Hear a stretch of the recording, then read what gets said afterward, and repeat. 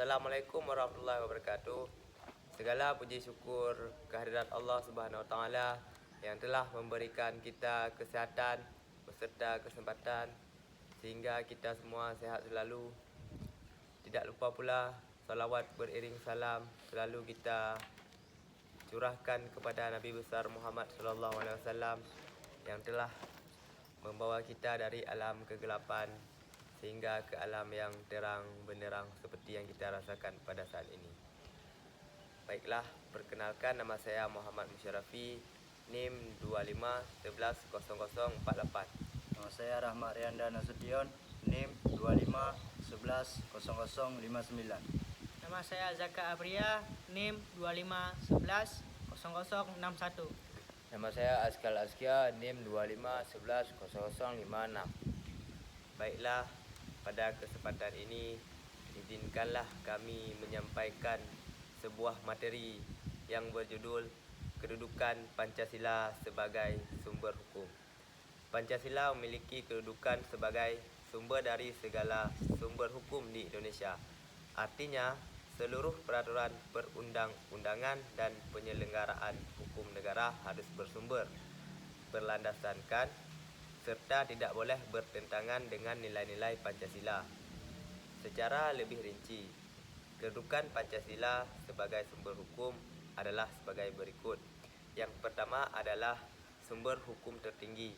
Pancasila berada pada posisi paling atas peraturan hukum, mulai dari Undang-Undang Dasar 1945 hingga peraturan daerah harus mencerminkan nilai-nilai Pancasila. Yang kedua adalah landasan filosofis hukum nasional. Pancasila menjadi dasar filsafat dalam pembentukan hukum. Nilai ketuhanan, kemanusiaan, kesatuan, kerakyatan, dan keadilan sosial menjadi roh dan jiwa dalam setiap aturan hukum. Yang ketiga adalah pedoman pembentukan peraturan perundang-undangan. Dalam proses pembuatan undang-undang, Pancasila dijadikan pedoman agar hukum yang dibuat adil, bermoral, dan sesuai dengan kepribadian bangsa Indonesia. Yang keempat adalah alat pemersatu sistem hukum. Pancasila menyatukan berbagai sumber hukum yang berlaku di Indonesia, seperti hukum adat, hukum agama, dan hukum nasional, agar berjalan harmonis dan tidak saling bertentangan. Yang terakhir adalah yang kelima, sumber nilai dan cita-cita hukum. Pancasila mencerminkan cita-cita hukum bangsa Indonesia, yaitu menciptakan masyarakat yang adil, makmur, tertib, dan bermartabat. Baiklah, materi kedua akan disampaikan oleh Rahmat Rianda. Kepada Rahmat Rianda kami persilakan. Tugas Pancasila sebagai sumber hukum. Yang pertama, menjadi dasar pembentukan hukum nasional.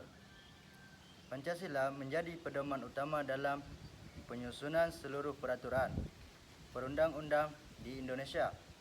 2. Menjadi pedoman penafsiran hukum.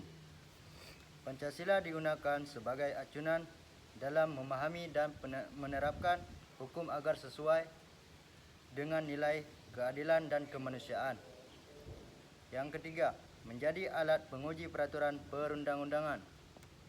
Pancasila berfungsi menilai apakah suatu hukum bertentangan atau sesuai dengan nilai dasar negara.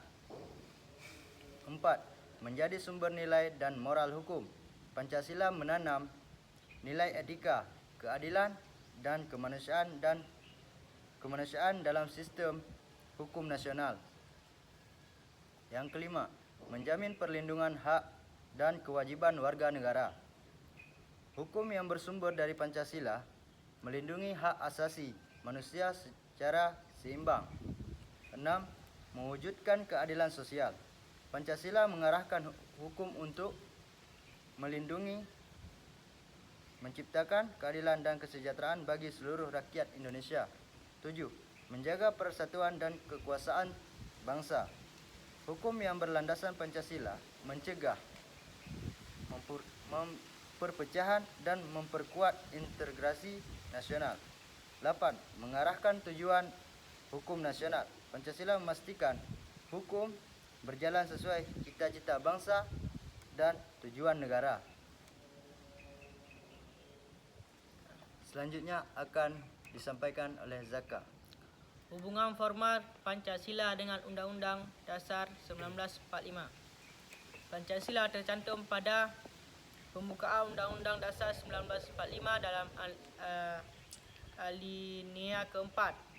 Artinya, keberlakuan hukum Pancasila diakui secara konstitusional. Undang-Undang 1945 tidak berdiri sendiri, tapi berdiri di atas legitimasi Pancasila. Kalau mau jujur secara logika, tanpa Pancasila, pembukaan Undang-Undang Dasar 1945 kehilangan dasar filosofinya. Tanpa pembukaan, batang tubuh Undang-Undang Dasar 1945 kehilangan legitimasinya. Jadi, secara formal hukum, Pancasila adalah sumber segala hukum, menjadi fondasi sah bagi Undang-Undang 1945. Bukan slogan, ini struktur hukum negara. Hubungan material. Isi Undang-Undang 1945 berasal dari nilai-nilai Pancasila. Dari mana konsep kedaulatan rakyat, dari mana jaminan HAM, dari mana prinsip keadilan sosial. Semua itu bukan tiba-tiba, tapi merupakan penjabaran nilai Pancasila. Misalnya, ketuhanan yang Maha Esa, jaminan kebebasan beragama, kemanusiaan yang adil dan beradab, pengakuan HAM, kerakyatan, sistem demokrasi dan kemusyawarah, keadilan sosial, tujuan negara, dan sistem nasional. Itulah kenapa Mahkamah Konstitusi sering menjadikan Pancasila sebagai batu uji dalam konstitusional undang-undang. Selanjutnya materi akan disampaikan oleh Askar.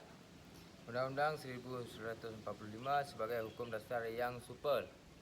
Undang-Undang 1945 Undang-Undang Dasar 1945 adalah konstitusi Indonesia yang berlaku secara hukum dasar negara. Undang-Undang 1945 dianggap sebagai hukum dasar yang super karena beberapa alasan. Supremasi Undang-Undang 1945 memiliki supremasi atas semua hukum dan peraturan lain di Indonesia. Artinya semua hukum dan peraturan harus sesuai dengan Undang-Undang 1945. Fleksibel. Undang-Undang 1945 memiliki sifat fleksibel, artinya dapat diubah atau dianemenkan untuk menyesuaikan dengan kebutuhan zaman. Undang-Undang 1945 juga memiliki beberapa karakteristik sebagai hukum dasar yang super seperti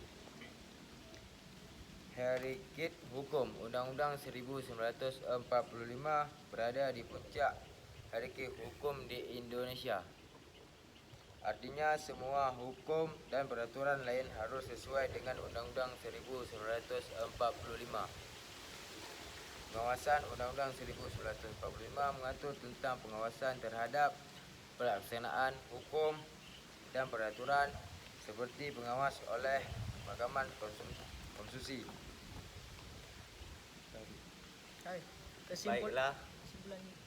Kesimpulannya, Pancasila adalah sumber segala hukum, baik secara formal maupun material.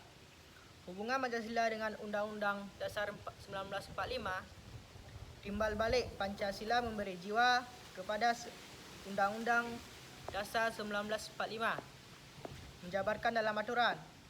Undang-Undang Dasar 1945 dirancang super untuk mengikuti dinamika negara dengan tetap berpedoman pada Pancasila.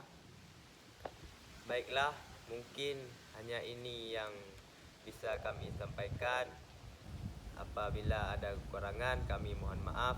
Dan apabila ada yang ingin bertanya, silahkan bertanya di kolom komentar. Wabillahi taufiq wa hidayah. Wassalamualaikum warahmatullahi wabarakatuh.